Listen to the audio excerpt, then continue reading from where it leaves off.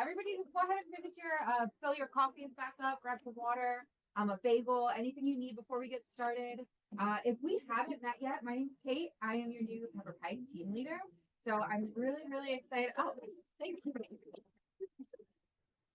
So I'm super excited. This is my first actual event I'm leading here at Greater Metropolitan. So take it a little easy on me. And I will say I'm more nervous about using this thing. So if we go back and forth on the slides, don't judge. I'll practice this a lot for next event.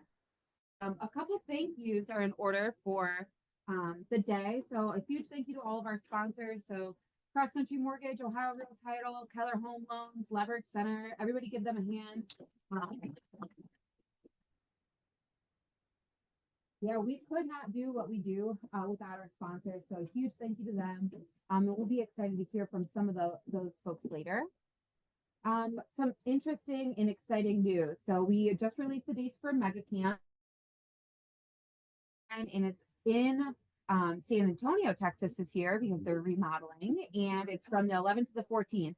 If you scan this QR code, there is an opportunity to set up a savings account through the Market Center so we can hold some of your funds from the next closings throughout the next months to help pay for your ticket to Mega Camp. So if you have any questions on that, find me, find Julia, Carrie, Mike, anyone on the leadership team will be happy to help. Oh, okay. Well, you can scan that again. 2026, going to be in Atlanta, Georgia, February 21st to the 24th. Put it on your calendar. I'm excited we're a different venue than Vegas this year, so Atlanta will be fantastic. Okay, if there is one other event you put on your calendar this year, specifically the first half of the year, it should be this. It's the Q2 State of the Industry, formerly called Spring Mastermind, formerly called Spring Mega Fun listings. So Q2 State of the Industry and Market Update. One note that I will say is the venue this year is we've kind of upgraded everything. We're going to be at Windows on the River. This is a really, really, really cool opportunity, not only for you to hear from the CEO of KWGM, Mike, who we missed dearly this morning, and we'll have a really, really amazing keynote speaker. Also a really good opportunity to bring co-brooks. If you're looking to grow your downline in any way, this is a perfect event to bring some folks to. Okay, we're going to get into the vision and Gary's market update. One thing I will say is we're going to go through some of the slides a little bit quickly, not because we don't want to touch on them, but because we're actually going to dive really deep into some of these topics at Q2 Spring Masterminds and State of the Industry. So if you have questions, pop your hand up, keep them for the end. We'll go over everything. We'll have a little bit of a Q&A session, and we're doing some panel sessions from some of our agents who are actually boots on the ground. So let's go ahead and get started. Actually, just show me raise a hand. Anyone in this room other than our panelists who was at family reunion this year? Perfect. So all fresh eyes, fresh ears. That's amazing. Who's been to family reunion in the past, but just not this year? Okay, perfect. Love that. So we kind of know what it is. Everybody knows what family reunion is though, right? Okay, perfect. Okay, data disclaimer. Just an FYI for you. Take a picture if you want it. If anyone asks about data, that's okay. We're going to start with the economy update from Gary. So one of my favorite reasons I love to go to family reunion is because he talks about this at such a high level that pertains to our business and our lives. So it's a lot different than turning on the news and getting a market update that way. So we're going to talk about GDP, unemployment, personal savings rate, inflation, some economic risks in 2025, trade policy, and wages versus corporate taxes. Really fun stuff. What are just a couple, three things, and then we'll get started. What are three things we're looking to take away from this session this morning, so I can make sure we spend some time on that in a little bit of more detail?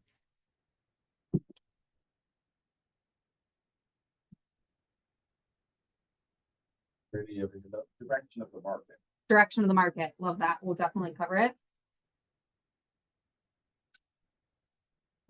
Direction of the collaboration of who we're going forward with in the end. Oh, fine. So everybody read Gary's note yesterday. Perfect. We'll throw that in at the end. It's not part of our slides today, but we'll definitely talk about it. And then one more thing. One thing we want to take away from this morning's session. I'm always looking for the economics behind real estate, just so I can talk like I sound when I'm Love that. Yeah. So the point of today is to give you just enough information where you're dangerous talking to customers, right? You want to know how to tell the client what's going on in the world of real estate without having to go through a bunch of hoops. So we'll do all of those things today. So GDP. The goal always is to be between 2 and 3%. So we're right there. The only thing that you have to know about it is it's increasing slightly, but we're right where we need to be percentage wise. Quarterly, same thing. What you'll look at is the unemployment rate and the GDP kind of affect each other. We're right where we need to be. This just check the box that nothing is crazy, high or low. So unemployment, this is definitely a hot topic when it comes to real estate in general. But we should always be around the 4% mark, which we're exactly at. So 4%, we check a box, doing okay. This shouldn't be affecting your day-to-day sales in Northeast Ohio too much. Annual, same thing. We're right at that 4%, right at if you can see it. Can everybody see okay too? Okay, perfect. So we're right at that 4%, right where we should be. You're checking the box. Personal savings rate. Does anyone know what a personal savings rate is? And I don't know what Mike does in his classes, but I kind of like to talk to y'all. So if I ask a bunch of questions, I'd love to hear from you. So personal savings rate, can anyone kind of give me a No, I have no idea. personal savings rate? Now, the interest rate on your savings? Yeah, it's basically the percentage in which average Americans can save their money versus what they're spending, right? So the personal savings rate, people are talking a lot about a hidden recession, a recession that's coming. They're feeling a recession. This is where it shows up. Basically, the GDP has to stay where it has to stay, and people are still spending money at the same rate in which they're spending. So we're just not saving as much per person per household. So we're spending the same amount of money, but we're not able to save as much as we have in prior years, which you can kind of see down at this 3.8%. Nothing too crazy to talk about.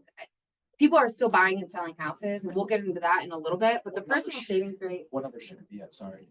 there's not a true where it should be at. It's definitely historically down in comparison to what we've seen, especially during COVID times. Typically that 8.3%, the line of the yellow, is where a healthy savings rate should be. And we're at 3.8%. So when people do talk about a hidden recession or a secret recession, I've heard it called, we're feeling it because of something like this. Does that make sense? This kind of affects the buyer's buying power. It certainly does. So I'll ask the lenders in the room, because if you didn't know, I came from Cross Country Mortgage prior to coming back to Keller Williams. One thing I noticed more than ever before, savings in general are pretty down. There's a reason why mortgage companies are really laying into down payment assistance programs. So I'll let the lenders speak on this for just a moment. Like, what are from a personal savings rate perspective, what are you seeing in the market? I'll jump in here. The average, if you think about the average age for a buyer, I think it's something over 50s. Average first time home buyer is in upper 30s, and average down payment is high as it's been, something like 17%, something like that. So essentially, to get in the game, everyone's had to have more cash in their pocket. It's saving class, and if you look at that little pink line, look at the low points, 2005 through 2008-9. Remember what's going on there, and then the first quarter of COVID, and then we kind of back down there again. So we're not, historically speaking, we're looking at savings. We're in kind of a bad spot, and we need that money to get into the game. It's tough to be a buyer. They're stepping in lenders. You're seeing grants coming in from multiple places, from the state, from city, from lenders. So the lending world is trying to help out with that. But when you see that saving rates drop, if there's less money in people's account, that's less ability to buy anything real estate. Yeah, absolutely. If there's like a bleak lens you could put on as a buyer's agent, this would be the slide that you focus on, between personal savings rate and affordability. These are going to be probably the two bleakest slides that you look at, right? So thank you, Sean. Appreciate that. So inflation, the easiest way to explain this to a customer or to a client, things aren't going to be less expensive anytime soon. So it kind of boils down to like what we'll typically see. And what you have seen for the past 5 years, the charts looked exactly the same. Usually every single year they'll say, oh, we're looking to be down 1 point by Q3, which we actually do expect to come down a little bit by Q3. And this chart has looked exactly the same for the last 5 years. Biggest takeaway here is, like I said, don't plan on things getting any less expensive anytime soon. The economic risk in 2025. So number one says unpredictable policy. Can anybody guess why we're feeling some unpredictable policy here in 2025? Any guesses? Tariffs? Tariffs, political climate, yeah, 100%. So anytime there's a year, new presidency, we always see unpredictable policy. It certainly was here 4 years ago when we had a different president. It'll be here in 4 more years when we have a new president. Unpredictable policy is always going to be here on a presidential year. Natural disasters, can't get rid of those, unfortunately. International conflict, I'd love to get rid of that, but we'll never. The thing that's important to know for real estate, the price of real estate matters to you, the cost of money matters to you, and the employment matters to you. So the other 3 main factors that, you know, everyone else cares about, for our business, we don't that much. Actually, it's interesting, and we'll get over this in the next slide. One of the things that's really affecting affordability the most is something that we don't actually even see in graphs like this, and it's things like property taxes and homeowners insurance. And what I've noticed, specifically being in lending and in the real estate world, homeowners insurance is a pain point right now, which certainly affects our affordability. And it can come into play with number 2, because I don't know if people really realize this, but homeowners insurance isn't something that you purchase on a local level. It's most of the time purchased from a national company.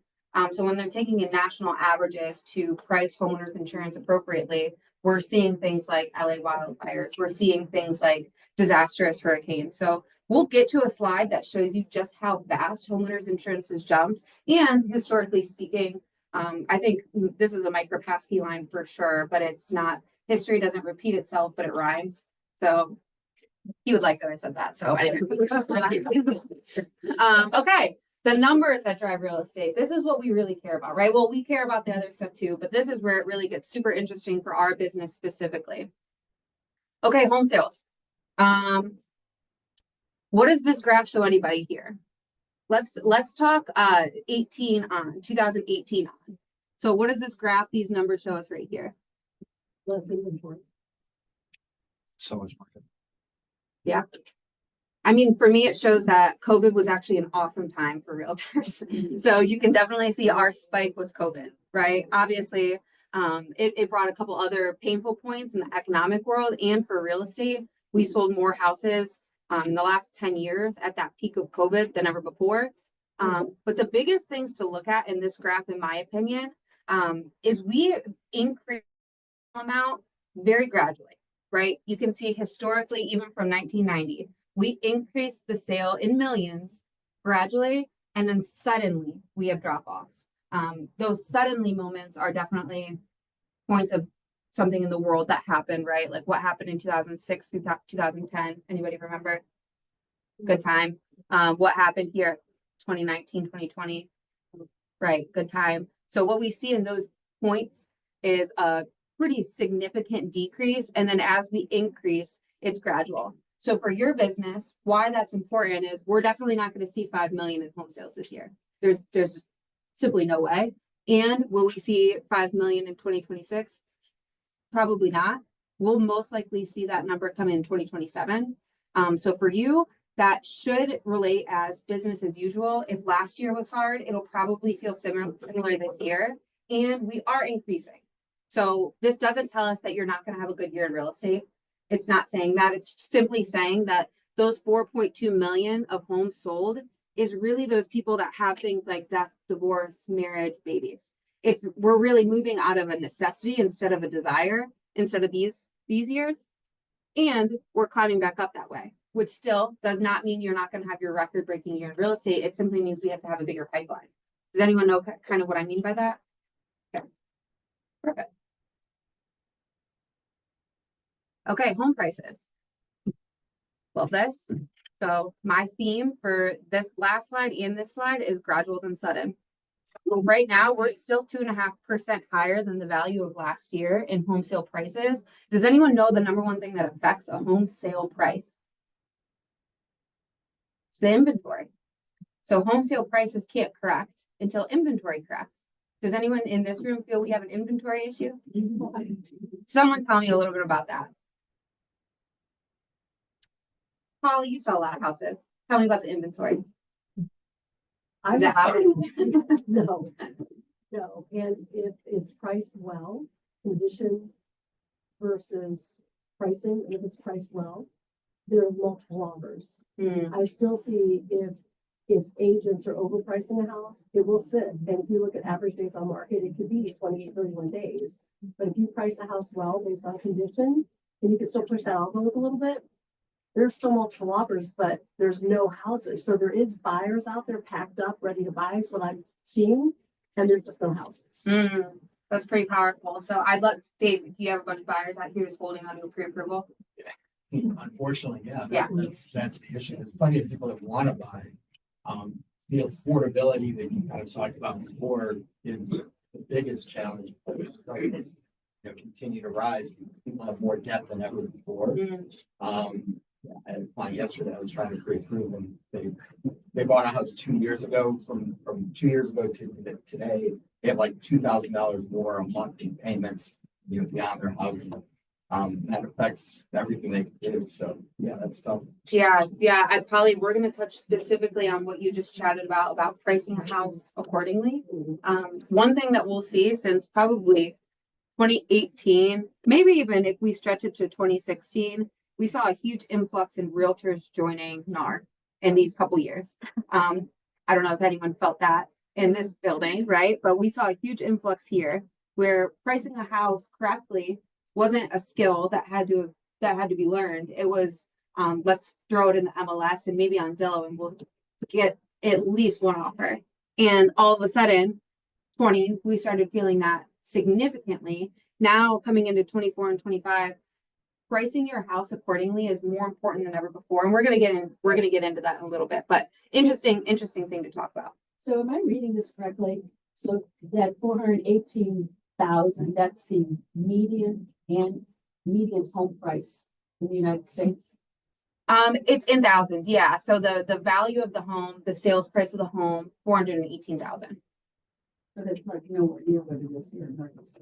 Yeah, remember these are all national averages. So Northeast Ohio, and it's in a couple slides, and maybe I'll just jump so we can look at this just to compare.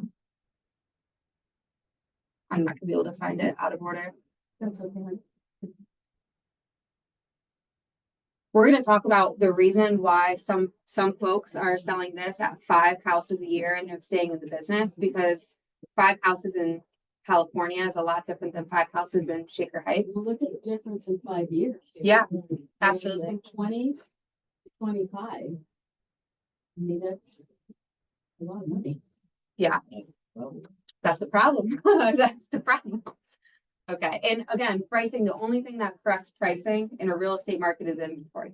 So, all right, home prices and annual appreciation. Home prices and annual appreciation is going to be the exact same thing as the last slide that we talked about. The one thing that I would take away if I was a realtor selling houses in this market, I would literally print this slide and send it to every renter that I knew.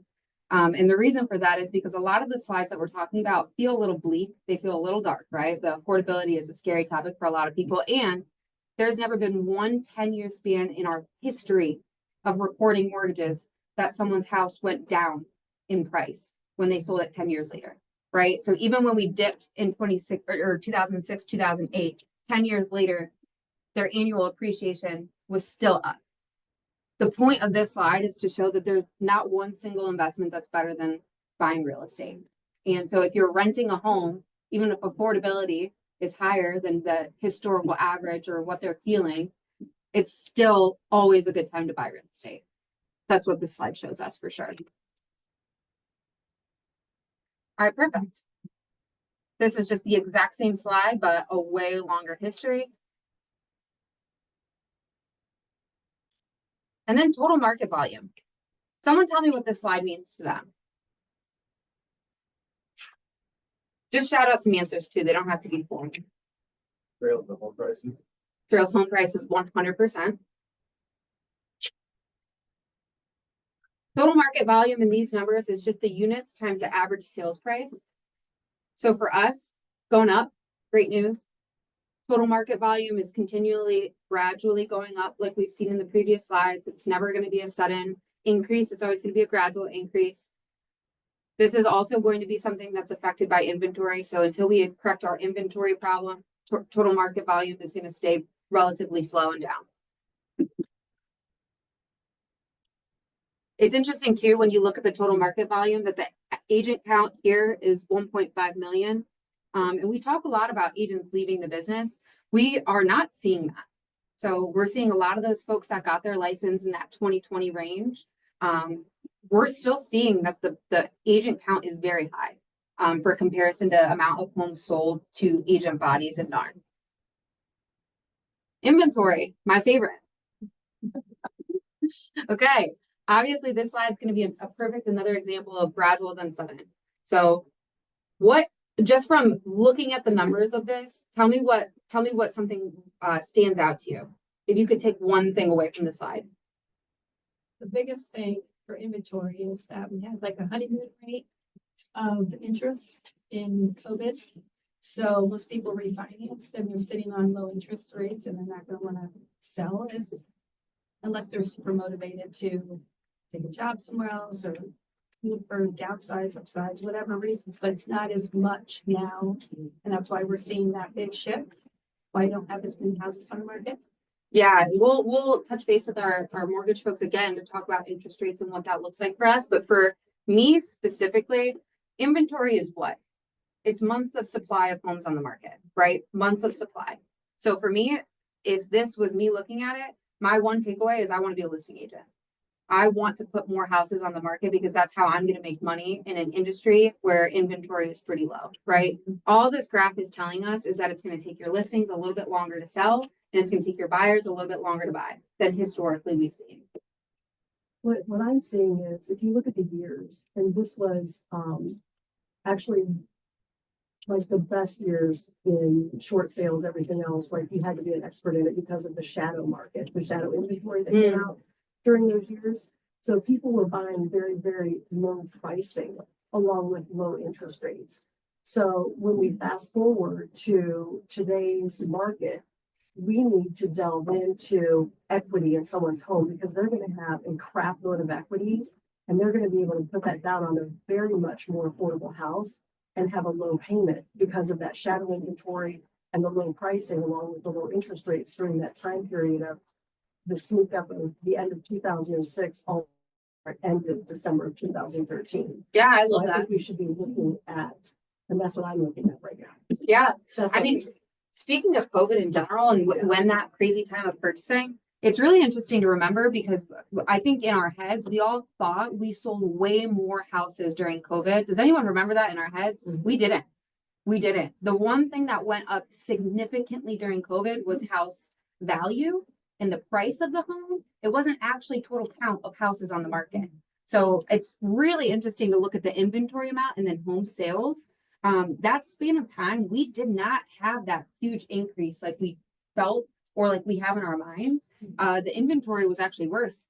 Home sale was actually worse. It was just the home value was significantly up. It was about 27% up, where we see home value now about 2.5% up. That's what we're feeling. But statistically, data shows us we're actually in a better spot. Mortgage rates. I would love for our folks at Keller Home Loans and Cross Country.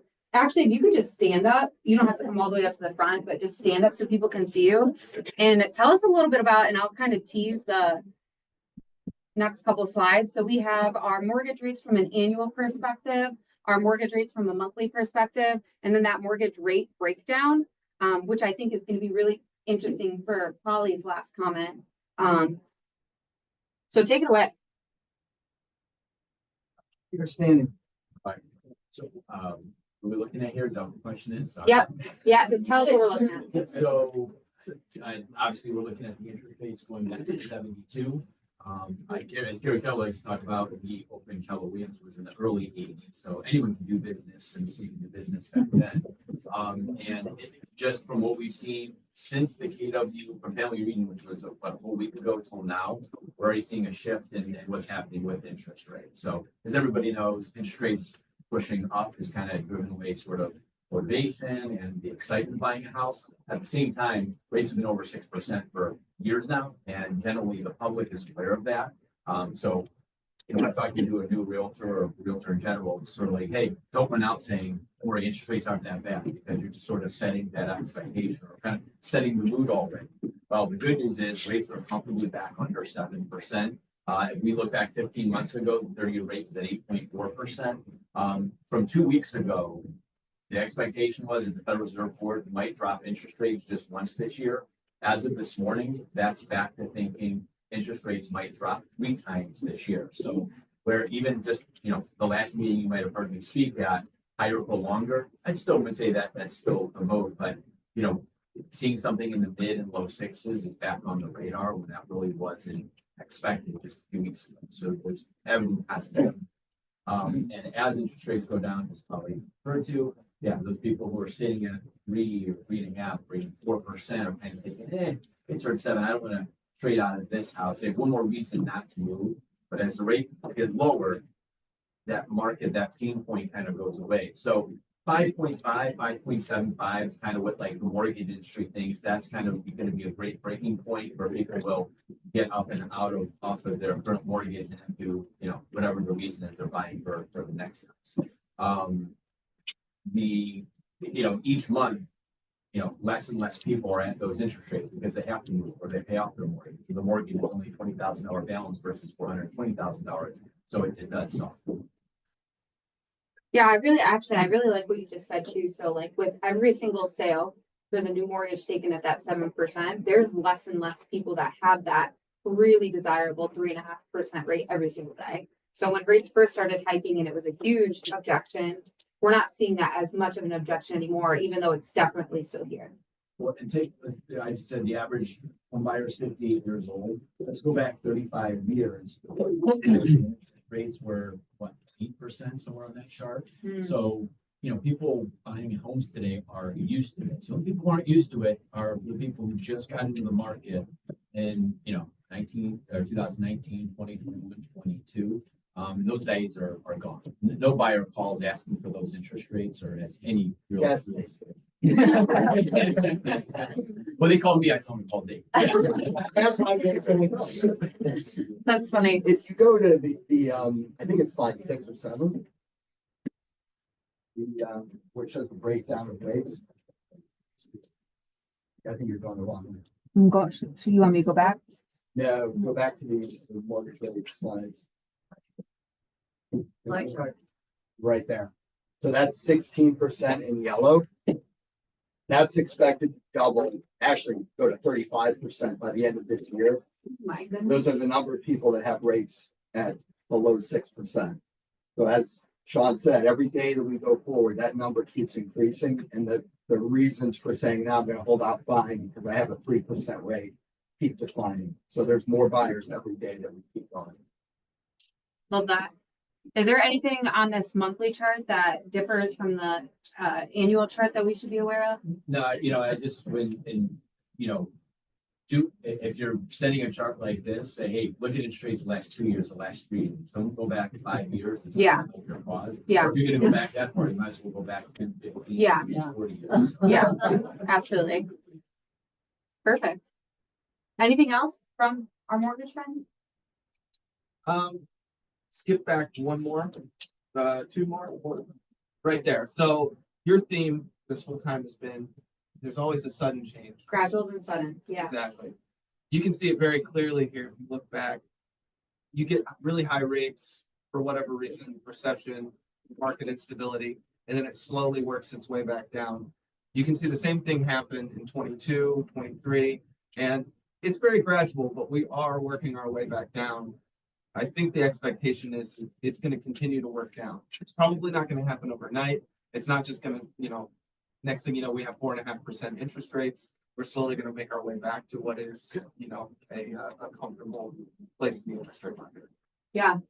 I think this is like the most common question, but if I was a conventional borrower calling today, what's the rate I would have if I, you know, had, you know, good credit, lots of savings, maybe 10, 20% down.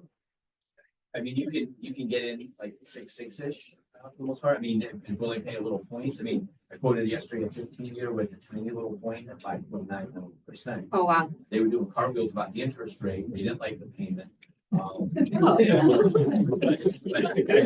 They're wrestling with themselves. And you've heard me talk about the 20 years, kind of a nice in between. And affordability, I'm sure you're getting to that slide, but Yep. we're talking about homeowners insurance. One thing just to mention on that, someone's insurance goes from $1,200 to $1,500 a year, and they're buying. That's what, $25 a month. That's about $6,000 or $4,000 or $5,000 in buying power. So you don't think of, when we're qualifying somebody, we say $100 a month, now it's 125, or if it's going from 125 to 200 a month, that's not unheard of. That's $15,000 adjustment of what the max qualification. And we'll definitely get into homeowners insurance as we get to the slide, but the reason I love talking about it so much is I think for the educated borrower or the educated seller in today's market, they really only educate themselves on interest rates for their mortgage. And they're not educating themselves on homeowners insurance, property taxes, the city that they live, their zip code.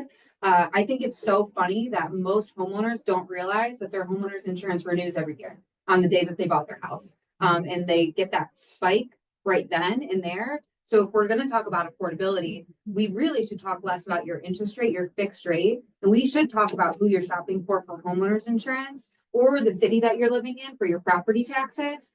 Specifically someone that bought 5 years ago that has a really great interest rate, and yet their homeowners insurance has likely gone up 10, 15, 20% from the time that they purchased their home, and their property taxes have gone up. That would be a person in my book of business that I'm calling right now to say, interest rates might wash out the difference of what you're already paying in addition, and you just don't realize it. Or if they live in a condo. Yes. I love that. So our affordability slide, thanks, mortgage friend. This is my most bleak slide of the day, I promise, and it gets a little bit better from here. But it is what it is, right? So we're 50% above the historic average of affordability. And I'm just going to say that that's okay, right? Like that's going to be what we hear from our buyers, from our sellers, from our colleagues. It's okay. What we have to put ourselves into a position of is a mindset of we are working with people who actually need to buy and sell. We are not currently working with people who just have a desire to purchase in the real estate market.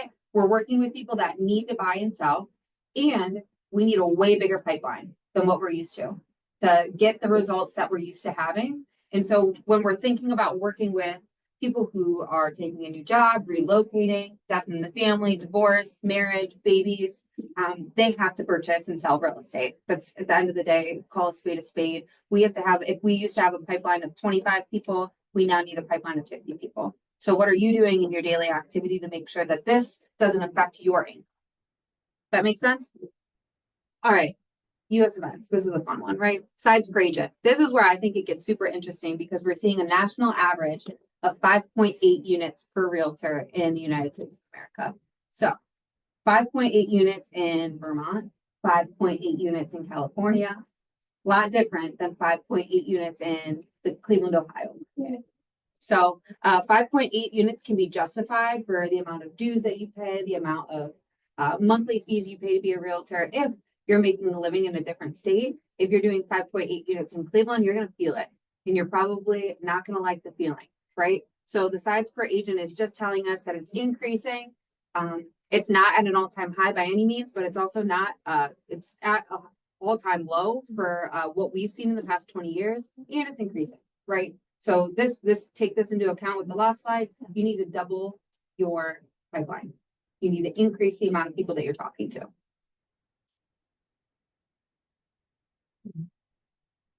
Volume per agent, same thing. So the average nationally is up slightly from 23, and it's not the worst we've ever seen. It's not the best we've ever seen. The whole point is you need to be selling more houses. This volume per agent is a little bit correlated with our inventory issue, just because as inventory is shallow, our home prices, our home values are slightly higher. So that volume per agent is somewhat correlated with that inventory issue. So it should even out or correct itself as our market changes, and it's not the end of the world. Listing with price drops. So this is my favorite. Honestly, the next couple slides are my favorite of the day. And there's a reason why, and I'll tell you. So when we look at this, it's from the past 2-3 years, right? So when we look at January of 23, this is the percentage of listings with price drops. It's 9%. Notice that until the next January, there was never a month that was less than 9%. Look at 24. 24% of listings had a price drop. It did not dip under 24% until the very end of the year. What that means is, or what data is telling us, is January is the floor for the year. So if we're having 31% of our listings have price drops now, I promise you, like Mike Rapasky / Mark Twain says, history rhymes. Like we are going to have more higher percentages every month of the year with price drops. Can anybody tell me an aha from that fact? Jason Abrams said in a small room, it used to be wildly focused on pricing from the get-go, just wildly focused on it. Yeah. I was gonna say, I think if you're talking to a seller, if they're considering pricing for their home, they're still kind of working their way out of the last 3 to 4 years in the market where you can expect 5 to 8 offers, and you give them a range, they will definitely go on the high side, maybe understand more than that as a seller. It's probably your job to just bring it back to reality that it's not 2022. I love that. And I think like to sum both of those points up, we have to be so incredibly good at our listing presentation that we set the expectation up front that if you're not going to price accordingly, you need to be prepared for a price drop within the next 15 days. That has to be coming out of our mouths at every single listing presentation we're on, because if we're not doing that, we probably are going to either sit or we're going to get released, right? And then new listings, this is the exact same message. The floor of the year is January, right? So the new listings that let's just look back at 24. The number of new listings was 325,000 in the month of January. It's went continuously up, a little dip here in the middle of the summer, which we see our business is incredibly cyclical. Again, history rhymes. So we'll see that January is always the floor of the year. So right now we took 406,000 listings this month or this year. So what does that tell us? We are increasing, just like the prior data showed us. We gradually increase, not suddenly. So we're gradually increasing the amount of listings that are coming to the market. And because of inventory, we're still talking about price adjustments. So what this slide tells me, my biggest takeaway, I would say my biggest 2 takeaways, become a listing agent. If you're not a listing agent or have no listings in your practice, I would very seriously consider start taking some listings. And then 2, be really good at your listing presentation. Be really good at explaining why pricing accordingly is so important, and be really good at calling them on day 15 for a price adjustment. New home starts. Does anyone in this room do new home construction? Perfect. The theme for the next 2 slides is maybe you should, because we're looking at some really good numbers for new home starts actually. So for new home starts in 2025, just like last year, it's going to look very similar. And new home construction is always a relatively healthy part of our market, regardless of what's going on in the economic world. And we don't really know why. Obviously, in 2008, 2010, 2011, we took a pretty big stab. But from then, we've had some really serious growth in new home starts. I would say the more significant side is the new home sales. It's going to look really similar to 2022, 2023, and 2024. And if you haven't considered doing new construction as part of your business, it's a really easy way to get some things started, right? Homeowners insurance. We've teamed this a bunch of times. This is probably the most shocking graph that we'll see all day, where we don't see that gradual then sudden. We just see sudden, like really significantly. So in that, what we talked about, if you purchased your home 5 years ago, does anyone else, when they say 5 years ago, doesn't that sound like 2017? Like, I don't get why that feels that way, but if we're talking about 5 years ago, let's go back to January of 2020 and 2021, right? So we're floating right here at this pretty significantly down homeowners insurance market. At this point, as of January 24, we are significantly high. And Sean teased this when they quote mortgage payments. So if you're a borrower in the market and say, Dave, Chris, Sean, I just want to know what my monthly payment looks like. If we were talking 5 years ago, they would have been quoting $70 a month for homeowners insurance. At this point, for that same borrower, they're quoting $125 to $150 based on the property. That price is super significant. We already talked about this, but homeowners insurance, why is it like this? Cyclically, this is what homeowners insurance does. And we've seen a spike in a lot of things that raises homeowners insurance nationally. And unfortunately, we pay for it at a national level because homeowners insurance isn't local. So if there was a Cleveland, Ohio based homeowners insurance company, you might not see this as often. And it would probably still be a lot more expensive as a broker than going to a national company. That's why we see these numbers. Renewal rates or non-renewal rates, I should say. Ohio, you can kind of tell by the graph, we're not affected a ton. We're not a state that is super affected by things that affect homeowners insurance. And we still took $70 to $125 real quick. So just something to note with your borrowers when they're talking about their purchase power with their lender, make sure that they're aware that this is something that they consider. It's interesting to me because in the affordability graphs, they're actually talking about principal and interest only. So when we were looking at the graphs of affordability, inventory, all kinds of things, no one is actually talking about homeowners insurance or property taxes. The only two things that are included in that graph is principal and interest. So if you added homeowners insurance, it would be even a little darker. So just to know. Generational wealth transfer. This I find incredibly interesting. And I would assume that if you've been in the business for at least 5 to 10 years, you've seen a significant raise in first-time home buyers getting gift funds from someone in their family. Lenders, can you agree with this? Oh, yeah. Yeah. So if you were in the business in 2010, there was not a ton of gifts happening at all. And then all of a sudden, 2013, 2015, we see this huge increase in generational wealth happening in the world of real estate.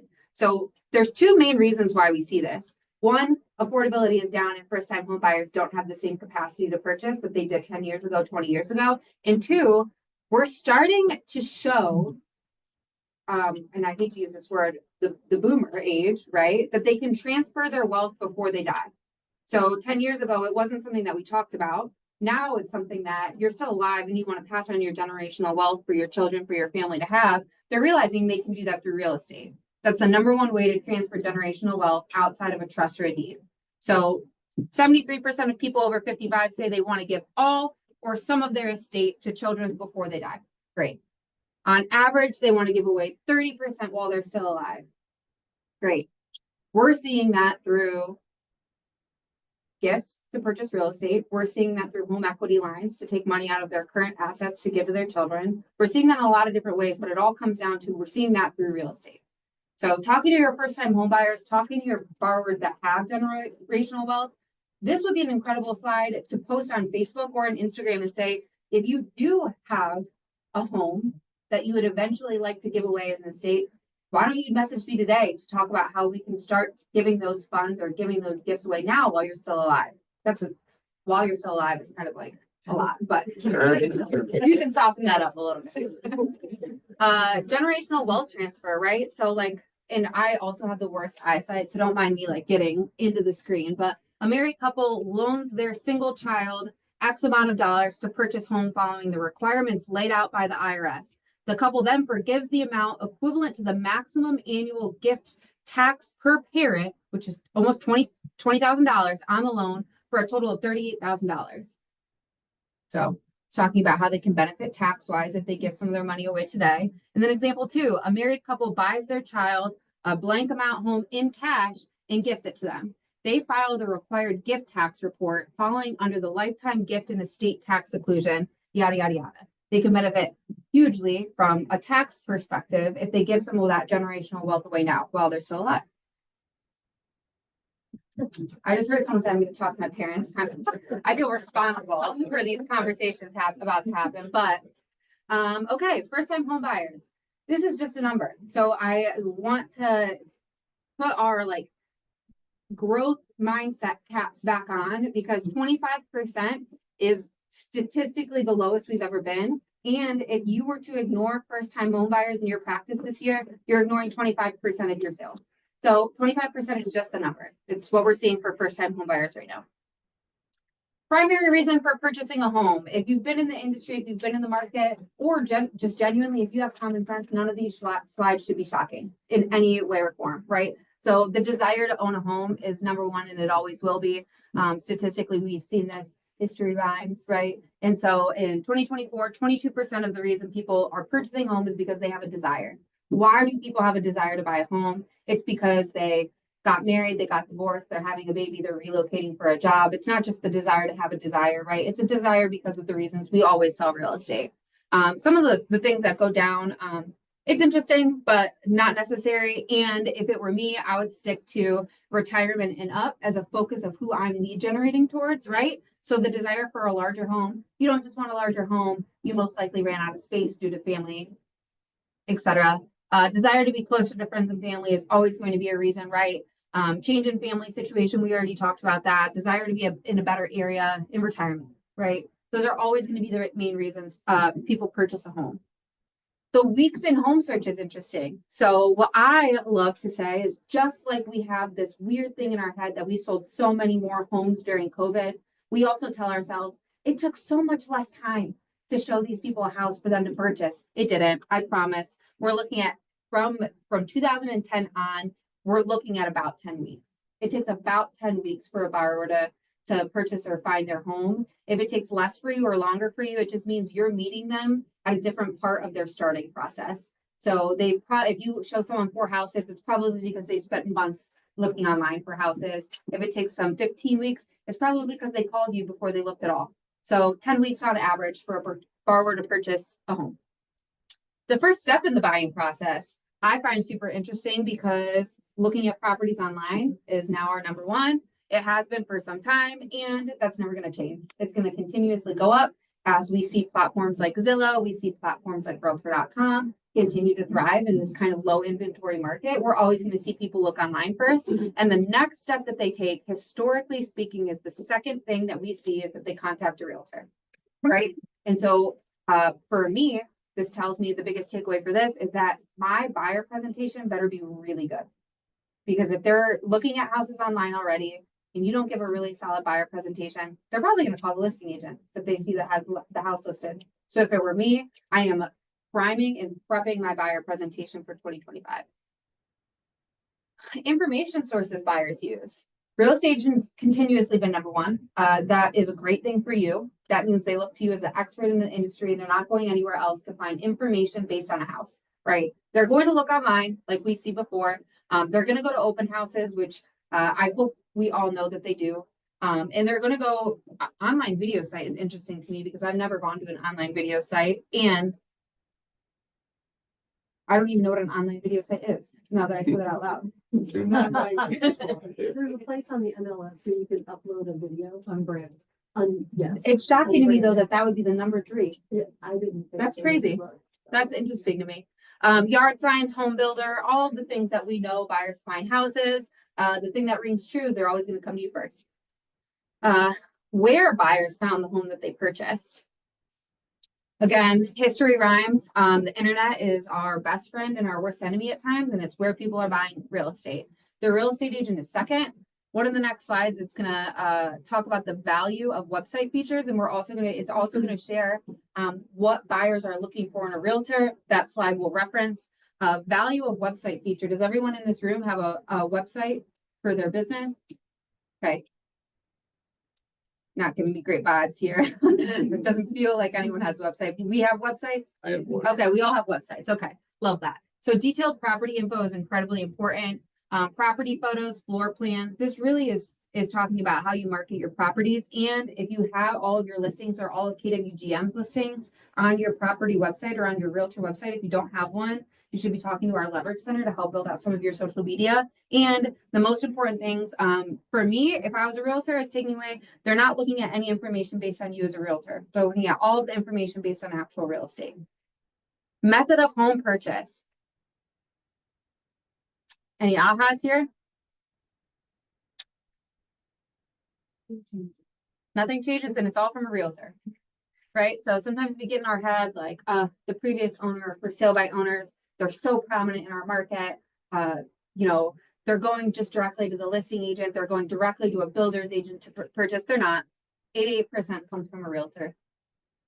This is what I was mentioning. What buyers want from their agent. The number one thing, and it sounds obvious, and the number one thing is they want you to find their home. They want the convenience of a realtor to put the house that they want in front of them. So in your buyer's consultation, if you are looking at data to increase your sale amount, I'd be heavily talking about how you're going to help find them their home. Help negotiating sales terms. I think the reason that's so low is because when new buyers come to market or they haven't purchased a house in a few years, they forget that there's even terms that are negotiable other than sale price, right? How buyers found their agent. Is this interesting to anyone else? Shocking? What's one aha we see on this chart? 40% is referred by a friend, neighbor, relative. The next following at 17% is they used them previously. So love that. Took it right out of my house, or took it right out of my mouth. If you have sold a house before, you better have them in a database and you better be having them on a 36-touch platform because only 17% are using their previous realtor, which is crazy. It's the biggest purchase in most people's lives. And the fact that 17% go back to the first person who they're typically satisfied with is pretty telling. So database, database, database, database. Buyer interviews. This is how often and how frequently they go on buyer interviews. In 2024, we saw that they went on 75% went to 1. So if you were a buyer's agent doing a buyer's presentation, it looks like you have pretty good odds in 2024. Important factors for buyers. Obviously, I would assume that we would all know this, but experience is number 1, right? And then the honest and trustworthiness is coming in close at number 2. The reputation, I think they all coincide. Friend or family member comes up next, and everybody wants to be your friend. So database, database, database. Home is a financial investment. This is pretty cool too, right? How are borrowers looking at the market right now? How are they looking at the cost of real estate or the value of real estate? We're still seeing people think that real estate is a good financial investment, and we're still seeing that it's the single best financial investment that you can make. Great news. Told you there was going to be less and less bleak slides. Buyer repeats and referrals. Same thing. History rhymes. We're not seeing anything crazy over the course of history in terms of buyers referring or repeating and referring the business. Buyer and seller satisfaction is really interesting to me. We see a lot higher seller satisfaction than we see buyer satisfaction. Anyone have any guesses why? Because as the selling agent, you make them a lot of money. And as the buying agent, you sometimes don't get them a good deal, right? How sellers found their agent. So my theme for the day, if you haven't caught on, is I want you to sell some houses. So this is pretty important. So how sellers found their agent. 38% was a referral in the past year. And I meant to say this at the beginning. I've noticed a lot of people taking pictures. I love that. Do it, post it, and we'll share these slides with you. So you can have them as reference after. 28% of them used a previous agent, which is higher than buyer previous count. So it sounds like if you've listed a house, you're a little bit better at touching your database than if you sold a house to a buyer. Any ahas in the room when I say that? In terms of past customers from listings? My aha when I looked at this chart is I'm going to look back at every single house I was the listing agent on, and I'm going to call the buyer because they're not calling the agent that sold them the house, but I'm going to call them. So has anyone ever heard of the term orphan buyer? Orphan buyer is just what I explained. So there's a seller, there's a listing agent and a buyer's agent. And then when the buyer's agent does not see in communication with the buyer that bought the house, the listing agent's going to come in and swoop that person for their database. And they're more likely to use that listing agent than the buyer's agent.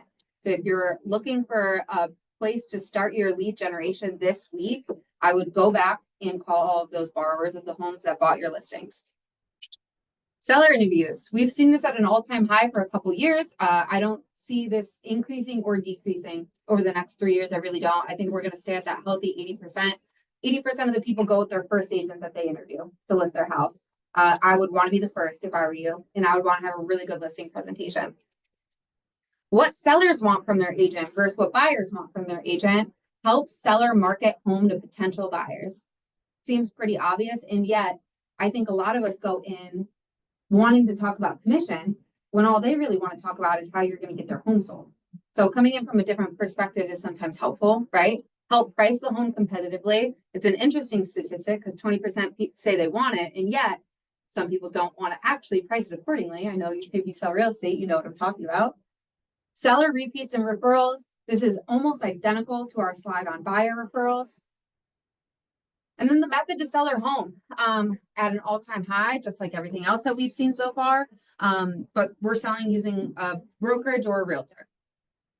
For sale by owners is coming in at a nice little 6%. Incentives offered to attract buyers. So if this isn't something that you're using in your current practice, I'm not saying to do it. I'm not saying not to. I'm just saying here it is, and it's pretty interesting. We're seeing assistance with closing costs, home warranty policies, credit to remodeling or repairs, other incentives like including, you know, things that were in the home. None is a whopping 76%. So if you price the house accordingly, I think that that means that the house will probably sell without any kind of incentives, and yet we still do that. The vision. I'm going to let our agents take it away because I'm done yapping, I promise. And what we're going to do is ask them some pretty specific dialed in questions from Family Reunion, and then we're going to open it up for Q&A from our agents. But before we do that, is there any kind of questions on the slides we shared? Do we want to repeat anything? And then I want like 3 ahas that they're taking away for their business. Yes. You showed a slide that had the national volume per agent. Yes. What's the national volume per agent in like Ohio or in Cleveland? Oh, good question. I definitely can find that out, and we can use the MLS to get that number, but I'll share it with you after this presentation. You know, those, you have to keep in mind those numbers are a little skewed because there's a lot of teams now. Yeah, so Teams true. go under one name, and so that's included in total agents. So just keep that in mind. Yeah, Because there's no great way, point. there's no way to track that information. Yeah, that's a great point. Love that. Okay, So don't get scared. 2 ahas. 2 ahas on something we're going to implement in our business or something that was interesting to us. Yeah. On the slide you shared where sellers find where they, I forget what it was, but it was basically like how they're choosing an agent. Mm. I have been heavy on still expired and for sale by owners, calling them, but that was like one of the lowest things on the list. So I really need to work on my spirit database. Sphere and database is, always going to be number 1 in our business. Sphere and database, and what I'll say is a healthy business always has at least 3 funnels of leads coming in at any time. So if I were you, I wouldn't take that as I need to stop doing for sale by owners and expireds. I would say I need something in addition to supplement my business from for sale or expireds. And the one thing we knew about lead generation historically in our business is if you don't do anything consistently, none of it matters. So if you get up and you call expireds every single day, you will yield more business than if you only tap into your SOI once a month. So your business is what you feed it. And if you are an expired for sale owner based agent, that is great. And it's okay. You just have to do it consistently. If you're an SOI based agent, you have to do it consistently. If you're a lead purchased agent, you have to do it consistently. So I love that takeaway. Yes. I just wanted to mention that you told my secret that I have a lot of referrals from Cold Roads by. I didn't appreciate you telling me. It was a little secret. I just have a lot. I have at least 20, 30 in my system. And it's great because at the end, sometimes that buyer may call you and they say, well, my agent wouldn't call and you help them out. And then you establish a relationship with them. So make sure you call your buyers, because if you don't, I'm going to call you. I love that. I love that. There was one other hand on this side, I felt. One other hand? Was there one hand? Oh, yes. This is not a question. Yeah. So Tammy had asked me to do a great job here. Sales volume for me. Yeah. Can we get a view of number back on markets? Yeah, that's a great question. Okay, so we want sales volume and back on market. Like if we wanted to promote condominiums in our office specifically, Like I had posted one time, we sold the most volume. And another agent that I'm friends with from another brokerage said, where are you getting those numbers? And I'm like, I don't know, it was on a slide. Yeah, yeah, absolutely. So we use a couple different sources to pull statistics from that. You can get on the MLS. I would say Trend Graphics is probably the second best option for that. So in terms of KWGM stats, we'll get that put together as well as average sales volume in Northeast Ohio. And then back on markets, I think is a really interesting number as well. So we'll get those tailored for after this class and we'll share them in the Facebook group or via email, whatever Julia and Carrie say, they're the boss. So we're going to pull the schools up. So we're going to have our panelists join us.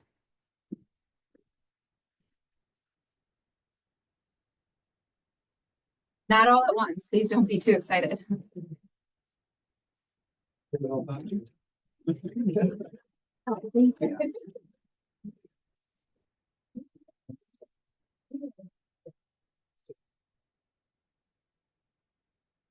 Do you want some? Oh, geez, that would be fun. I like that. That's okay. I think that's great. Follow.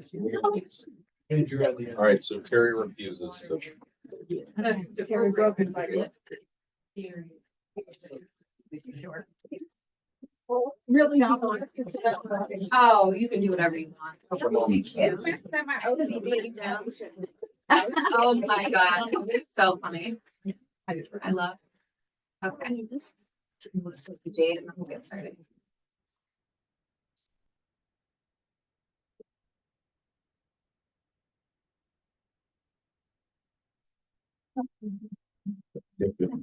All right, awesome. Okay, so first question that we're going to ask the panelists here is, what was your main takeaway from Gary's vision or state of the market? And if you don't want to answer the question, you want to pass, skip, please feel free. Okay, I think I was very, very shocked by the average first-time home buyer age being 38 years old. Me too.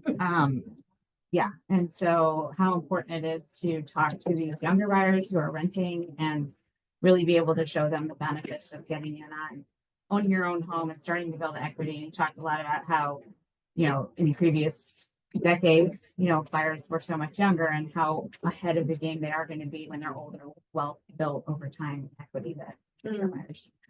I love that. I can pigtail for that. I wrote a note down that people do not understand the market. They're spending money on experiences and not houses. They don't have a good idea of just how real estate works, especially because not just like growing up during a recession, like we didn't have a good view on it. So they're not really ready or understanding of the whole real estate, everything like that. So I thought that was really interesting and something that I honed in up how we can educate and give value, is to explain and don't be afraid. Okay. It is so funny too. And when I started my business, I was 19 when I got licensed, and the average person I wanted to do business with was someone my age. And I found it incredibly interesting talking. What am I? I'm an elder millennial, I believe. A regular millennial. Okay. Next, So, baby. as a millennial, I found a ton of value in talking about like house hacking. Yeah. They love the idea of having something make money for them without working for it. I don't know if I'm allowed to say that. And so like the idea of house hacking for a millennial or a Gen X, they love it. So just framing literally purchasing a home as house hacking is a big deal for them. Yeah. So I had a couple things. One is that human nature is not changing. And Gary is very specific about that because we like to think about, if you look at the NAR slides, same percentage of using realtors over and over again. So we don't have to always look for the new shiny object. And being our authentic selves and not trying to be someone else to our clients is really important. And Gary, I can't remember what room I was in with him, but because one said people are looking for experience, and he went a little deeper on that. And he said they're really not looking for experience as much as they're looking for knowledge. So I would ask myself, all of you, how do you show your database the level of your knowledge of real estate? Or maybe the question is, how do I level up my knowledge of real estate? I love that one. It's a great takeaway. Yeah, that's kind of my opinion too. Oh, sure. But seriously, you know, going to family reunion, you know, like for 20 years now, it, you know, and during that time, you know, Zillow emerged, and during that time, you know, all these new things that potentially were going to take away the realtor, replace the realtor. And then you look at these slides and they remain relatively consistent, you know. And when I look back at, you know, my good years versus my bad years, you know, it had very little to do with, you know, if there was more inventory or less inventory. It had to do with the activities that I focused on for that. I feel like we should just repeat that one more Yes. time. Yeah, say that one more time. So Seriously. having a good year or bad year had very little to do with the market conditions, and always had to do with the activities that I focused on. You know, if I lead generated consistently that year, I had a good year. If I didn't, you know, maybe I had a little bit of a dip. So I would just say continue to put your blinders on. This stuff is great information, but it shouldn't scare you. You know, it's good to know, and you know, focus on the fundamentals. They haven't changed. Love that. Love that. Yeah. Jade. They took your answers. Yeah. So like a lot of times people say like the company is getting bad, like us bad.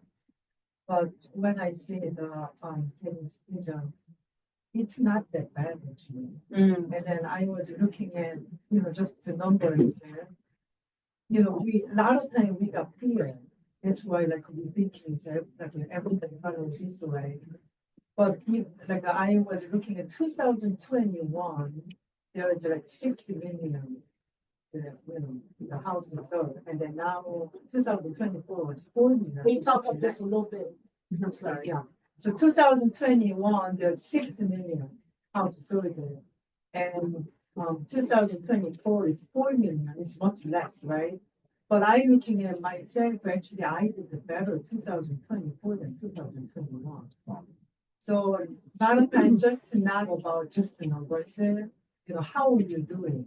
And then, you know, consistently doing, and the back to basic, that's the important for the outcome. 100%. And I like what Jake said too. It's like these numbers aren't meant to scare us or really do anything other than tell us a story that we can tell our clients, right? And so one of the themes that I've heard consistently from the panelists is whether the national average of homes sold is down or up, your number of houses sold is in your own hands by the daily actions that you take. I love that. Amen. Amen. Okay, how would you describe the culture of family reunion this year? I think we're all going to say the same thing. High energy. Everyone's there to have fun and socialize and network and find referral partners. Tons of knowledge being poured in. I think by the end, everyone's tired and overwhelmed. But one thing that I love to see is the panelists go above and beyond to share everything that they can with you. They're ready before they even begin to have a QR code for you to scan, to give you their business cards so you can email them and ask for follow-up information or send you the slides of what they talked about. You don't find that in a lot of companies. I know we all know that Keller Williams is really good at sharing, but it's overly abundant at Family. Love that. Well, that's what I was gonna say. You tell first next time. Okay, it's fine. No, it's fine. I find family reunion and also mega camp too. I find all these activities that Keller Williams puts on just rejuvenating, especially coming out. I was just talking to somebody earlier, coming out of the doom and gloom of the Cleveland winter. You know, post holidays, January is just dark and icy, and it's not great. So, you know, it's nice to just get out of here, be with other people, really learn. Just like Jamie said, I mean, something I had written down was just like the panelists really want to pour into you and like they're excited about it. So it's cool to see what they're excited about and bring it back and how I can apply it to my business. So yeah. Perfect. Yeah, it was interesting because we had, instead of 18,000 people. We had less than 9,000 people in the family reunion this year. So it was a little, More intimate. it was more intimate, and it wasn't frantic. Like there weren't hordes of people that you had, and that I think was very noticeable. And a lot of the things were condensed into one. Like I was at the last afternoon, I was at Gary's Top Agent Mastermind, which is usually split into 3 or 4 different masterminds. So that was really cool. You know, so there were people of different levels in the same room.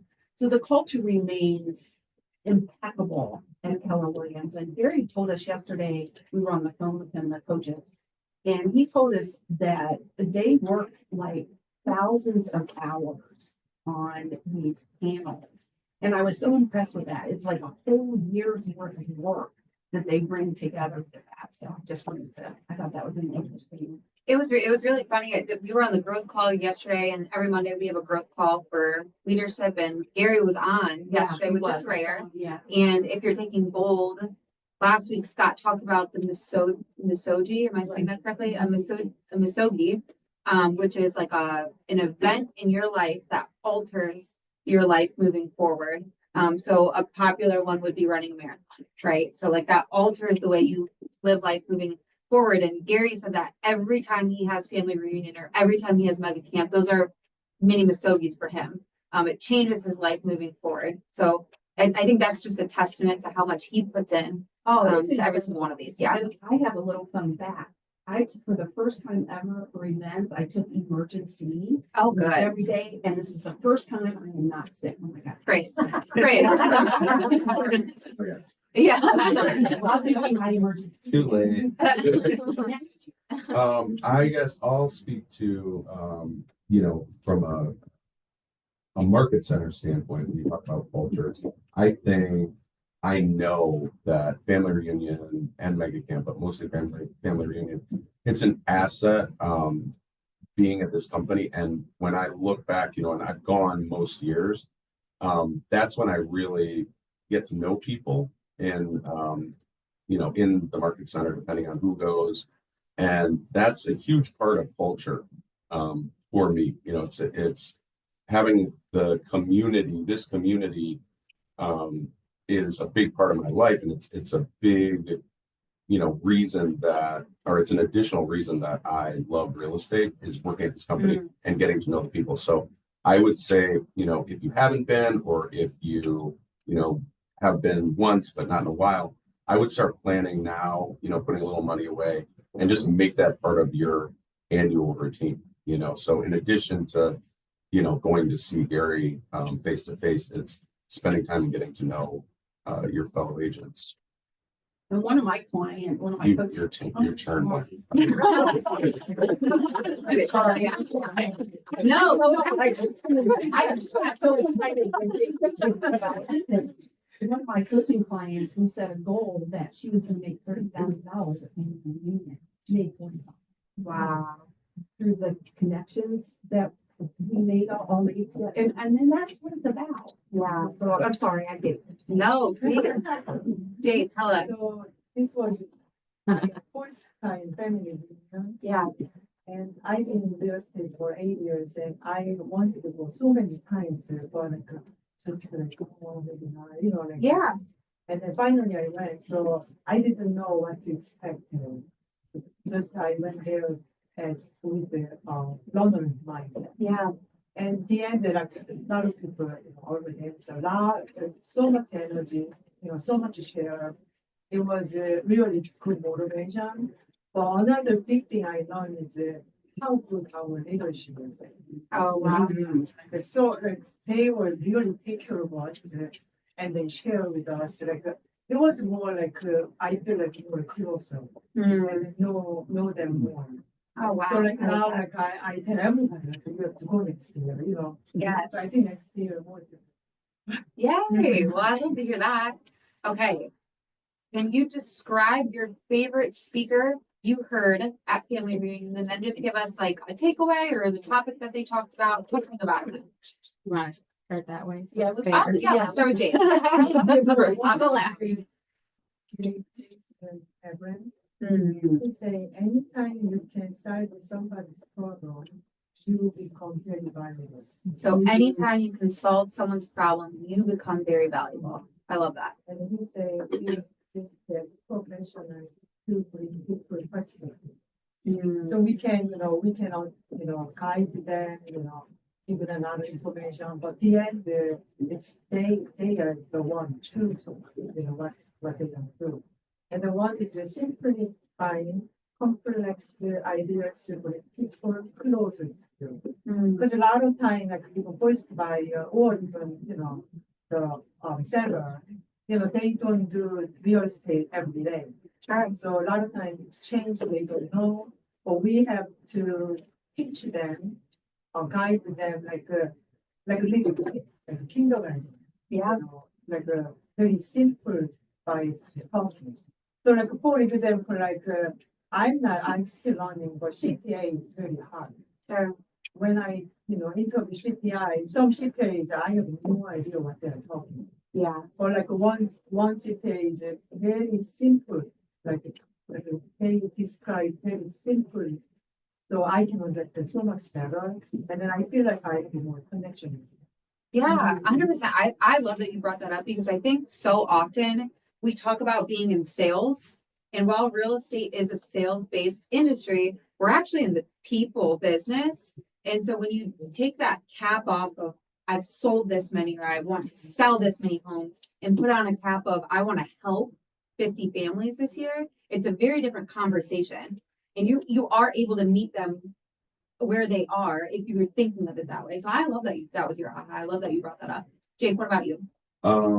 Gary Keller, I think it's worth going just to, he sat down and broke down Bold, the new Bold, the 10 truths. And I think too, not to interrupt you, I think people like to interrupt you. That's the theme of the day. I like that. And if you didn't know, Gary has stepped back into rewriting all of the education at Keller Williams. So he's rewritten Bold. He's rewritten how we do Ignite. He's rewritten, family reunion as we know it, mega camp as we know it. So talk more about that. Yeah, I mean, so I've done Bold many times, and quite a few times. And I mean, in addition to like the material that you went over, it's just really being from my perspective, being in the presence of somebody who totally reshaped this industry and is like just a flat out rock star, is worth, like, I would go take a trip for family reunion to listen to him for like an hour face to face, like I would make it worth it. But he really, for this in particular, it was just him up on the stage and he was breaking down the Bold truths. And for me, Bold's always been, the biggest value has been the mindset, and he really went deep into that. Sure. So I thought it was terrific. I agree 100%. That was one of my favorite. And I just have a few things that I heard from Gary and Jason. One is that success is incredibly boring, and your biggest threat is your wandering eye. And there's a woman who's she's probably in her 50s, whatever, but she stood up in the small group and she asked Gary, I'm devoted to my sphere of influence, da da da da da. And she said, my kids and everybody on my team said, I got to get into social media and Instagram and all this stuff. And Gary said, why? What you're doing working, you're doing the hardest thing. You're doing the best thing. Don't take your eye off the ball. So if you have a thing that's working, don't take your eye off the ball. Stay in your genius lane. Yeah. We all have our genius lane, right? I don't know about it, but we all have our genius lane, and we try to get in other people's lanes, and that's when our business goes. Yes. And We got to talk about that when we had lunch together for a little bit. And I think I love when you say something like stay in your genius lane, because the topic came out earlier that, well, I called for sale by owners and expireds, and I'm realizing that's not where a lot of business comes from, but that is your genius lane. And if it's working, continue to do that. It's really similar to how we talk about like the old theology is you have to work on all of your weaknesses so that you can be good at everything, when in reality you need to lean into what you're good at so that you can be the expert of one thing, which Yeah, should be some form of lead generation, whatever that And is. if I can just share one more. Yeah. thing, and then I can talk about it. But I found this fascinating. If you have written goals that you have a relationship with, not one that you wrote and put in a drawer in November, but one you have a relationship with, your chance of being successful, it goes up by 34.5%. And if you have a written goal and a weekly accountability partner, such as a coach or whomever, someone who holds you accountable, your success rate goes up 76.7%. Yeah. So I found that, and those numbers came from Jay. Jay. And, you know, I think it was in the top, and it was, so I just thought that. Yeah, just out of curiosity, who in this room has like a 2025 GPS that they created during business planning? Or they had a 2025 goal that they set at the beginning of the year? Just raise hands. No. Yeah, it's interesting to take that goal that we had in going into Q2, reassessing that goal, not to change the goal, but to see what kind of action we have to take for the rest of the year to hit the goal that we originally set for ourselves, which again, if you hold yourself accountable or have a relationship with that goal, it's a lot easier. You have to have a relationship with the goal too. Yeah. The goal doesn't mean anything to you. If it Love means that. the world to you. Yeah, I love that. What about you, Morgan? All right, mine's a little bit different. So I stumbled into an amazing session with a guy named Phil M. Jones. I completely just didn't remember who he was. He was a keynote speaker at Mega Camp this past summer, who I loved. And I was like, oh, like this sounds interesting. It kind of sounds familiar. I have no idea. And I was so excited that I stumbled in. And he's put some books out, which I need to read. I have not read them, but he really talked about the power of words and just using like better language, and also was, you know, not afraid to tell us. We reminded, I mean, as you mentioned, like we are salespeople, and there's such a stigma around salespeople that he had us go through an exercise being like, when you think of a salesperson, what do you think of? And everyone's like, oh, like sleazy car salesman, like this, blah, blah, blah, blah, blah. It's all very negative. But then they were like, well, what do you think of yourself as a salesperson, or, you know, of the art industry? And it was all positive. It was completely different. So just the power of language and just going deeper into different things was really important. And just, you know, a couple of phrases that he said that I wrote down. Let's see, some things to create curiosity is like just imagine, or how would you feel, like dig deeper. My favorite one was, I'm not sure if it's for you, but, and that but, like we're always taught to say and, but if you say but, people are like, what are you gonna say? What's next? So, you know, I found that really interesting. So he was really cool. I'm definitely going to read his books. They're very short, it seems like. So I'm not super into nonfiction, but I'm going to dive into that. But he was great. Highly recommend looking him up. He's got a huge web presence. But that was really impactful. And it was wanting to have too many notes on, because he literally said, stop writing and just listen. I said, okay. Yeah. So, Yeah. but that was really powerful. So it's just, you know, honing in, digging deeper. And that was kind of a theme that I saw throughout all the panels that I went to, was digging deeper and asking better questions and stuff like that. So something I'm just going to hone in on. Yeah, I think the age-old saying of people remember how you made them feel, not what you say, right? I think that if you implemented that in a sales business, I think that would change everything. I love that. What about you, Demi? Mine was a panel on unlocking the power of your database and creating a repeat and referral business. It was moderated by Craig Zuber, a great math coach. Yeah. I think the topic briefly was about having high impact relationships and being really intentional in how you treat people and how you show up in their lives, and not just like sending a birthday card once a year, but picking up the phone and send the card and call them. See how things are going. Be, you know, present in their social media, and when something happens with their family or their kids or something, you're reaching out and congratulating or sending them flowers or different things, and really just continuing to build that bond. He's talked about like figuring out where you're missing opportunity within your own database. 'Cause we all have, Yes. we all should have databases, and it's no more than a phone book if you're not pouring into it and keeping notes and being part of people's lives.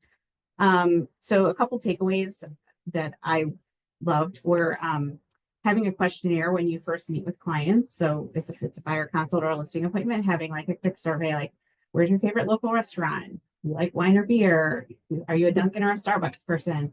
And like kind of building an inventory of their interests so that when you do want to step into their lives and be a part, you can send them a Starbucks gift card or send them, you know, a gift of something they like or a closing gift, and you already know like the things they like. And he talked about like how we want to be unforgettable in people's lives as agents. We don't want them to go back and use their orphan agent or somebody else that they know. So how can we be unforgettable if we forget about them?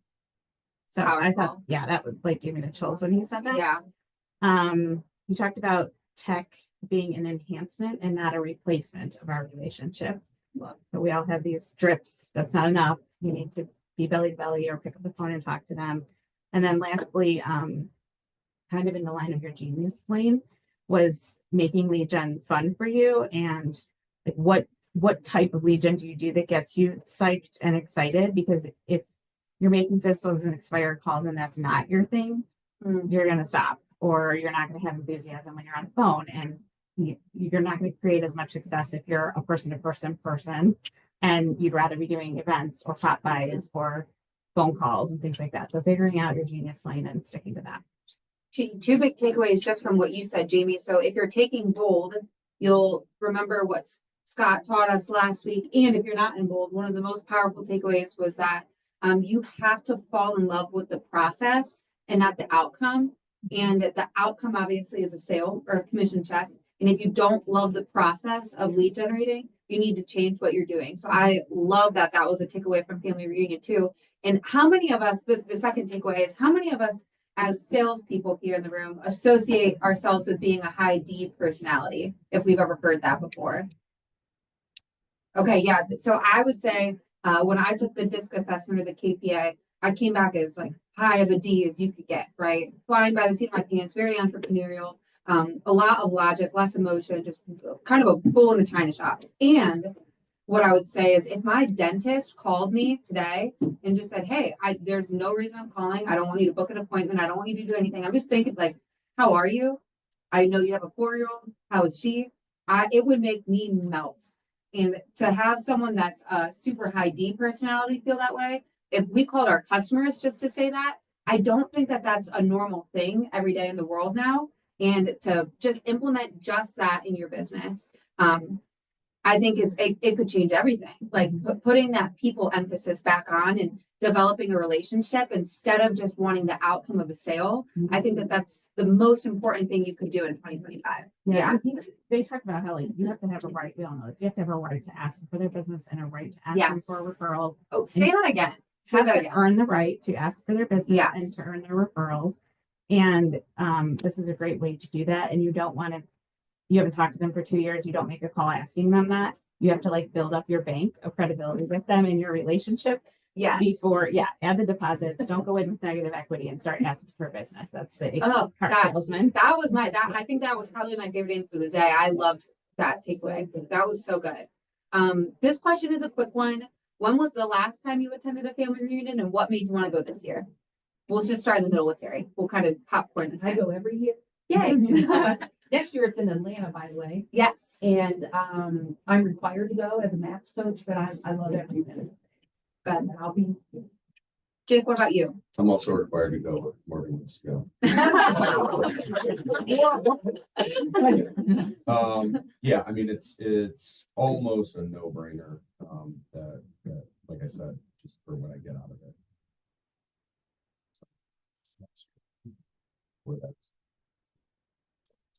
Yeah, Morgan, what about you? I went to mega camp over the summer, so that was my last event. But also, I've been licensed for 8.5 years. I've been to six family reunions. COVID, obviously, you're gonna have one. I love it. I think it's super impactful, and even if sometimes I'm hearing the same stuff, it's just getting back to basics, and it's just, as I mentioned earlier, it's just rejuvenating. Gets me pumped up for whatever part of the year is. Yeah, it's interesting. So when I first joined the business, I didn't get it. I genuinely didn't understand why people did the same class more than one time, or did bold more than one time, or family reunion more than one time. And then I heard someone say the saying, and I'm gonna butcher it for sure, but it was something to the effect of like, one man doesn't stand in the same river twice, right? Like if you heard one thing at age 25, you're going to think of it differently at age 30, and then think of it differently at 35. And one thing you hear at one family reunion, it's not going to resonate with your business, but then COVID happens, or then a recession happens, or then a brokerage change happens, or new ownership happens, and it will resonate with your business. So I love that you said that. Jade, what about you? Yay! So much valuable right there. You want to not that expensive actually, no. Sure. Very much good.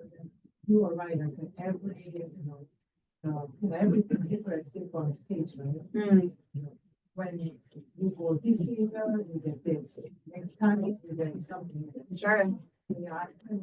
It's like even the bold truths that Gary talked about, that would resonate with me a lot differently before I had a child versus now when I have a child, or just even transitioning from being a buyer's agent to a listing agent, or joining a team versus being a solo agent. You will feel it and hear it differently. So it's impactful for sure.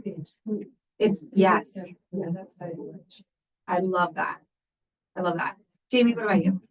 So I became an agent in 2017, and my first family reunion was 2019. And I have not been back since then because of COVID and 3 children and all of the things. And it was hard for me to leave. It really, I have 2 kids with some health issues and special needs. And so leaving my husband with them is not easy. But I pushed myself to go because a year and a half ago, I took on a new role as director of sales for our team. And I really wanted to be able to take some panels so I could pour back into our agents. And I found myself trying to pick between like what I wanted to go to for myself as an agent and what I wanted to go to help teach our agents. So I really did a good balance of that. And I would highly recommend it to anyone for all the reasons that everybody said. It remotivates you. You always learn a ton of new things. You have your own choice of which panels you want to go to. So, and there's like descriptions of all of them and who's running them. So you really can make it as much as you want. And then the time that you spend with people from the office or other people that you meet and bonding, it can transform your whole trajectory of your business. You know what I find interesting about that is we've heard like the financial burden, or potentially like the family burden. Not that our families are burden, I should say that differently, but there's always reasons to not go. And I read this quote the other day and I loved it so much. It was like, if you think the cost or the time is expensive to go, like imagine what the cost and time of not going will do for your business. So I think that that's really powerful. Okay, what is one thing from family reunion that you plan on implementing from your business ASAP? We're going to start with Jamie again.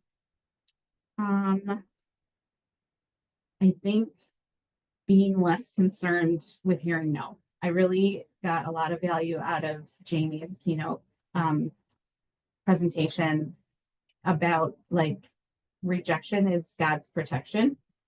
I never thought of it that way. I know, let it fly off your back and keep going, but like to hear that I know this, but just to be reminded that there's a reason for everything. There's a reason that, this client's not choosing to work with you, or they didn't show up, or whatever the case may be. And what a mess would it have been if I did get this appointment or did get this listing. I'm glad that I didn't and move on. So being okay with no and knowing that there's a reason for it was huge for me. Perfect. What about you, Morgan? Just really like refining and then refining again, just my systems, especially for buyer presentations, listing presentations. One of the classes that I went to was buying like a buyer presentation, which I always like to get a refresh, see what other people are doing. And it was nice to see that what I'm doing is what other people are doing. So just kind of taking the nuggets that I got from that and really pouring into them. Perfect. Yeah. Love that. So one of the powers of 3, I can't remember which one, I'm talking about you, Jason. Gary said, luxury is a state of mind. It's not a price point. And, I coach real estate agents, and I also am a real estate agent. So what I'm implementing is I'm treating everyone like a luxury. How do I change my processes? How do I change my state of mind that everyone that I'm serving on any side of my businesses, I'm doing it in Washington. That's perfect. I love that. Jake, what about you? I am going to, I mean, it's not like ASAP, like I can do it immediately, but my plan, I've had a lot of luck with divorce attorneys. Mm, And one of the Unfortunately. they're great. Yeah, I mean, if you get one of them that likes you, imagine like 10 of them that like you. But you know, they were really a couple of the classes. There was tactical ways to, you know, you can't do everything, obviously, but this particular one, the guy put on a class with CE for divorce attorneys, and through that built relationships with them, and you know, got tons of referrals for it. So that's something I'm gonna get purposeful about and attempt to do. Yeah, I love that in particular because it can be anything. Like for you, it's the experience has been divorce attorney, and for someone else in the room, it might be CPA. It might be, you know, like that. I think is the big takeaway of aligning yourself with someone that can help grow your business the same way you can help grow their business, I think is really powerful. Jade, what about you? Like, failing used to be, failing is so hard for me. Like, you know, every year, we don't know what's, like, how much I'm gonna make this year. Sure. The uncertainty was always worrying, that was like my worry. And failing actually become opportunity. Here, like the, family, you know, that's how it works, that's how it runs. So failing don't take as like it's failing. Take another opportunity. I got a better next failing. I got a better next thing. And then eventually that's gonna become success. And then this will be challenging. The second is challenging. And this will be challenging like something like the very the transformation. We do one defining things every year, something hard, something doubting, something you to be proud to actually go. Something can change your year. So that's like I've been thinking what to me. That's to me actually a important speech. Oh my gosh, so you're doing it today. I love that. I can do anything but not do it. And then when you ask me, like I have to do it. Oh my God, that can be jealous. I love that so much. So hopefully next time it's better. But that's great. You're doing great now. I love that one of the implementations of the business is actually mindset related because I think that that's so powerful, right? You talked about failure being really difficult, and again, not to keep bringing up bold, but when Scott said something about failure of like, well, Gary Keller failed for 40 years and he still has Keller Williams, you think of your small business a lot differently. So I think it's an incredible takeaway. And then I promise this is the last question and we'll kind of network a little bit, but sometimes when we go to family reunion or mega camp, there's so many good ideas that it's almost like information overload. So how do you plan on taking your one thing and sticking to it and not getting like distracted by the shiny objects? We'll popcorn again. So we'll do Jamie first today or this time. That is really hard. And everyone who's asked me, like, how was it? And, you know, what did you learn? It's so, even being a week, 2 weeks out now, I'm still like, I gotta like write this all down, make my bullet points, put in a plan of like when I want to implement things and how. It's a lot. One thing I will say that I can and am doing immediately and talking to my team about with social media. That's a big platform for us for lead generation. They talked about like Coke and Pepsi or other large companies that when they're doing their marketing, they're not on commercials talking about like how many warehouses they have and how many bottles of pop they're selling every year. And we all are guilty of that, you know, close to how it's sold or it's under contract.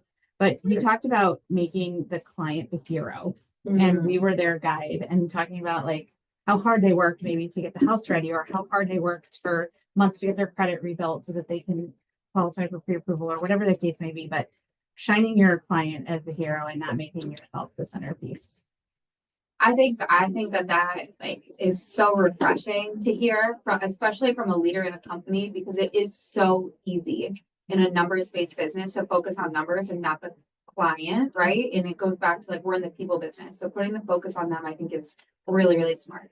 What about you, Morgan? I mean, kind of as I've been saying, just like digging deeper and just really staying focused and, with doing bold and just going to this family reunion and focusing on what I like to do, what has worked, just really continuing to do that and keep that shiny object out.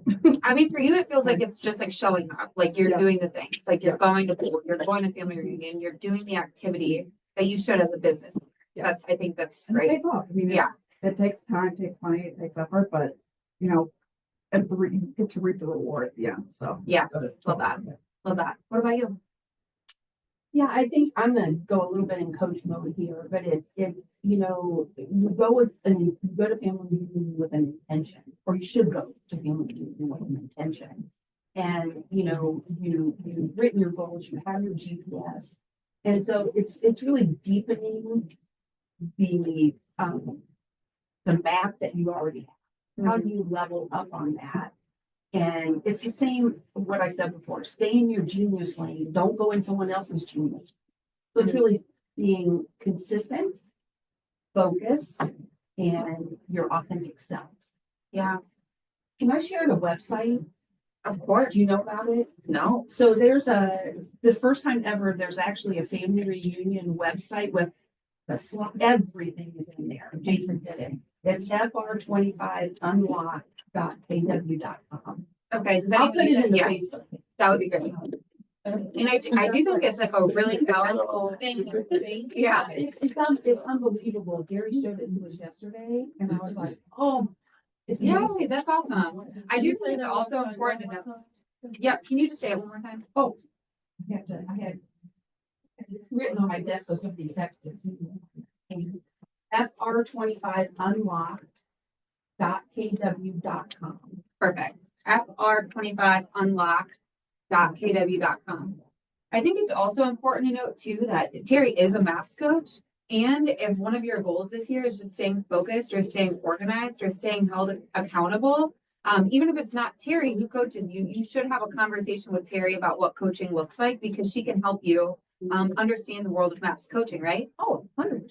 Okay, good. Good. All right, Jake, what about you? So I would compare it to, if anybody, exercises, works out, you're not gonna see the results, like if you do 10 push-ups, you're not gonna see the results tomorrow or the next day or the next day or the next day.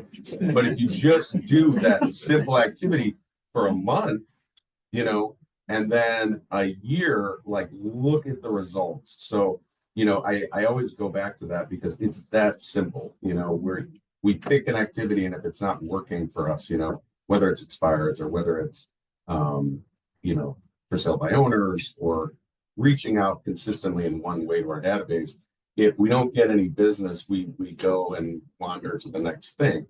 You have to do it. You have to do it again. It has to be boring. You have to do it again and again and again and again. And just be prepared for that and be prepared for it to take a little while, because anything else in your life that, causes massive results, it takes time. It takes consistency. Yeah, I think that's probably my second favorite answer of the day, just because it's like, I do think, yeah, really killing it out there. So I think there's a really like hard truth that we face as business owners. And instead of facing the hard truth that success is boring, we go often like 0 to 100. We're like, okay, I'm going to take a break from lead gen this week, but next week I'm going to call for 5 hours a day, right? And it's so similar to the workout example. It's like, if you could just put yourself in a mindset to be 1% better every day, where that's like, okay, I'm going to call for 20 minutes today instead of not calling at all. I think that the consistency is so powerful. It's the only thing that matters, right? And then you get the benefit of a habit, building habit as well, which then it goes into, auto. And I think that's also when you really do start to love the like actual lead generation part and not just the outcome. Like the process does take time to fall in love with. And if you don't do it consistently, you never will. So Jay, what about you? Sunset is a sinful not anything. And we Preach. also know, we overestimate our recording 1 year, but we underestimate our recording 5 years. Yes. So, you know, the Jack said, like every day we are constantly doing something. But first, we have to know what we want. Yeah. That's first, and then we guide by visualize the plan schedule, and then we constantly doing. So my case, I really need the better timing, time management. Yeah. Because I'm sometimes better and sometimes wrong. Yeah. But that's I want to learn if I do something very consistently doing, it's gonna be in me. So later it will be so much easier. And then what I learned is something I really don't want to do it. Sometimes I have to spend. That's so true though. So for example, there was when I did the coaching with the Mary Hoffman, Mhm. and then 2019, and I hired this one guy to pay my rent, first my rent department. Mhm. It was so exciting. I actually paid it together. And then I came back and then I did the coaching with the Eric, and then Eric said, "Why are you so tired?" I've been painting all day. And then he goes, "Do you want to?" And I said, "Not really." And he goes, "Why are you doing it?" And I said, "Because my voice to, properly and all that. And then he said, think about how much you are making. And then at the time, my 1 hour is $50. And he goes, "How much you pay him?" I paid him $10. Mhm. He goes, "It's worth it. Every time you do something, if you don't want to do, you have to think about the price." Absolutely. So, and then later he asked me what, the coach, he asked me, question what, just like, what you are paying high time now. And the one time was clean. So I forgot, and house is dirty, and I didn't. And then he goes, "How much is it?" And he asked me, so I said, "Maybe like 3,000 something every 2 weeks." He goes, "You can get house. I will focus on that house. Because if you say one house, actually that's like the less than half." Yes. So like how you thinking changes there, and then. Really like putting yourself in that business owner position and saying like, what is my dollar per hour on non-money making activities, and then getting rid of the things that you don't like. I think that's So it was so simple and go. It's a piece of the triangle, it's leverage, leverage, leverage. just in the business. And speaking of leverage, leverage centers here, if we want to talk about it. So yeah, no, I think that that's an amazing takeaway. Well, before we let our panelists go, do we have any questions from anyone here attending today? Anyone on Zoom? All right, let's give a round of applause.